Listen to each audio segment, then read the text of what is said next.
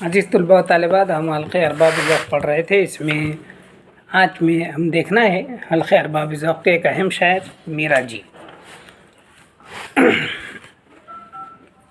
میرا جی حلقے ارباب ذوق کے سب سے با اثر شخصیت تھے، جنہوں نے حلقے ارباب ذوق اور ترقی پسند تحریک کے نظریات کو بدلا اور انہیں الگ الگ کر کے مختلف کر کے بتایا ہے۔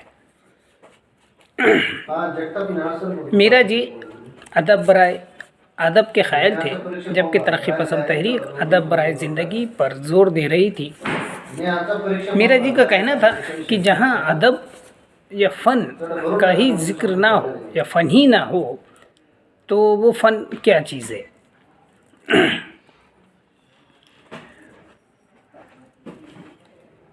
انہوں نے بعض اوقات یہی لکھا ہے کہ جتنا زیادہ فن پر زور ہو، فن پر کام ہو، اتنا ہی فن ادب پارا گہرا اور مضبوط ہوتا ہے۔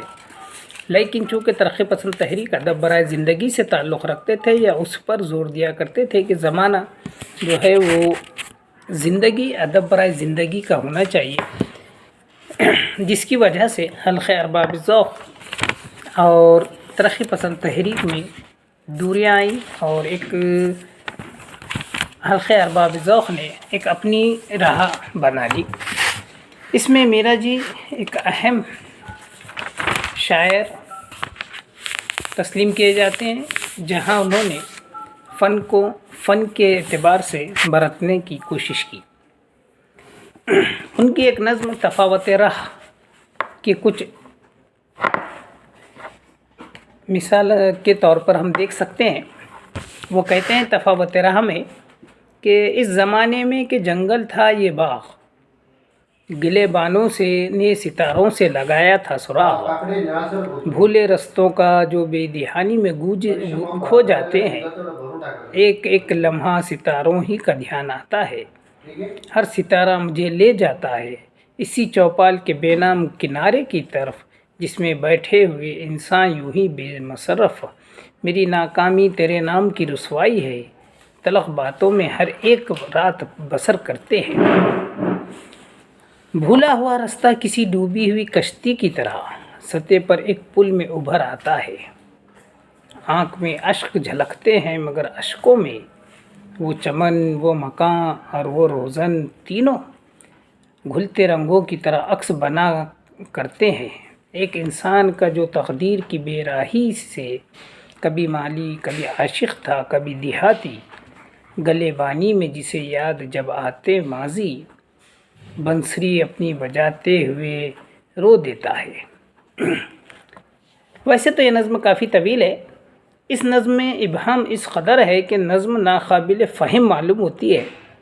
اس نظم کو سمجھنے کے لیے کہیں لوگ سر جوڑ کر بھی بیٹھے، وہ بھی کسی ایک نتیجے پر نہیں پہنچ سکے۔ خود میرا جی سے جب مفہوم بتانے کے لیے کہا گیا تو انہوں نے جو مفہوم بتایا وہ نظم کے الفاظ سے ظاہر نہیں ہو رہا تھا۔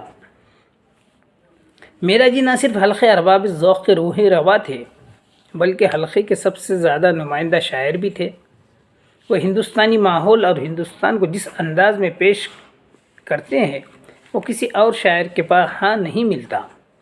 گو کہ ان کی نظم تفاوت راہ میں بڑا ابہام اور اشاریت ہے، لیکن اس نظم کی پوری فضا خالص ہندوستانی ہے۔ میرا جی کے کلام کی یہ خصوصیت ایسی ہے جو انہیں اردو شاعری میں منفرد بناتی ہے۔ میرا جی کی شاعری کی اس خصوصیت کے ساتھ ان کی شاعری کی بعض ایسی خصوصیات رہی ہے جن پر اعتراض ہوا ہے۔ ایک تو جن سے احساس اور جذبات کا برملا اظہار کرتے ہیں، دوسری یہ کہ وہ بعض اخلاقی اقدار کا پاس و لحاظ نہیں کرتے۔ ان کی ایک نظم حرامی جس میں نادر لغت کو سراہا گیا ہے۔ ترقی پسند ادیبوں نے اسی وجہ سے حلقے ارباب ذوق کے ادباء و شعراء کو حیت پرست، ابہام پرست اور جنس پرست ادیب کہا ہے۔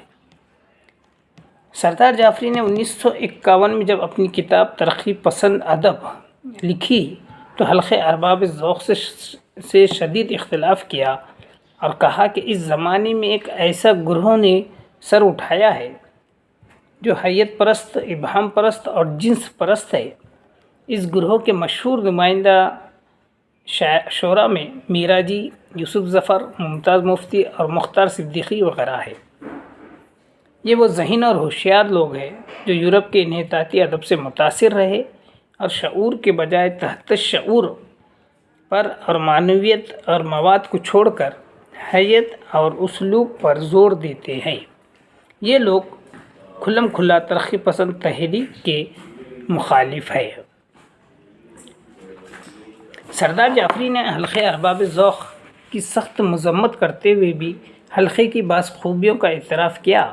انہوں نے حلقۂ ارباب ذوق سے تعلق رکھنے والوں کو ذہین کہا اور زیادہ منظم ثابت کیا۔ سردار جعفری نے حلقے کے لوگوں کو حیت، ابہام اور جنس پرست کہا۔ اس کے علاوہ وہ یہ بھی کہا کہ اس حلقے کی بنیاد یہ ہے کہ ادب کا سماج سے کوئی تعلق نہیں۔ سردار جعفری نے حلقے کی روحانیت کو مجہول اور گندی قرار دیا اور حلقے کو جاگیردار اور انحطاط کی گندگی کا بدرو کہا۔ یوں ترقی پسندوں اور حلقے کے مصنفین کے درمیان شدید اختلاف قائم ہو گیا۔ فن برائے فن اور فن برائے زندگی کا یہ نظریاتی اختلاف کسی نہ کسی صورت میں ہمیشہ قائم رہتا ہے۔ تو یہ تھے میرا جی جو حلقۂ ارباب ذوق سے تعلق رکھتے تھے اور جو روح رواں تھے حلقۂ ارباب ذوق کے، ان کی شاعری کے پہ کچھ الزامات بھی ہے، اعتراضات بھی ہے، اور اس کے ساتھ ساتھ ان کی کچھ خوبیوں کا یہاں پر اعتراف بھی کیا گیا ہے۔ اسی کے ساتھ ہم اور آگے بھی اپنے دوسرے شعراء کے بارے میں ذکر کریں گے۔